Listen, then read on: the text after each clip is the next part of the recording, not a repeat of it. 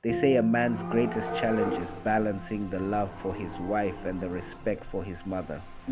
My name is Thabo, and I come from a small town in Mpumalanga near God's window. When I married my wife Lerato, I believed we were building something beautiful until my mother and wife became rivals under the same roof. Gogo Nomsa, my mother, had always been a strong, opinionated woman. She believed no one could take care of me like she did. Lerato, on the other hand, was a modern woman, independent, full of fire, and not one to be pushed around. Their arguments became a daily routine. My home was no longer a place of peace, but a battlefield where love and respect were losing the fight. One evening, I overheard my wife talking to a friend. She was at her breaking point. "I can't live like this, Tuli. She's making my life a nightmare."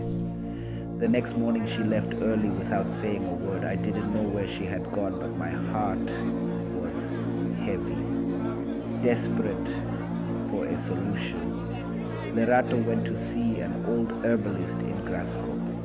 She told him about Gogonomsa, about the constant fights, the hurtful words, the tension in our home. "I need something, something to get rid of her," she whispered, ashamed of what she was asking. The herbalist nodded slowly and handed her a bag of herbs. "This will work, but you must be patient. Every day cook for her, add this to her food, and make sure you treat her with love and kindness. Only then will it take full effect." Lerato followed the herbalist's instructions. She started cooking Gogo Nomsa's favorite meals, delicious oxtail potje, umunkusho, even amagwinya in the mornings. But she did more than just cook. She started greeting her warmly, listening to her stories, and asking for advice. Slowly, the tension began to ease. Then something strange happened. Gogo Nomsa softened. She started praising Lerato's cooking, complimenting her skills, even defending her in family conversations. Our home, once filled with bitterness, became warm again. Weeks later, my wife ran back to the herbalist, panic in her voice. "Baba, I need an antidote. I can't lose her. She's changed. She's like my own mother now." The old man smiled and said, "My child, I never gave you poison. What I gave you was just a blend of herbs for strength.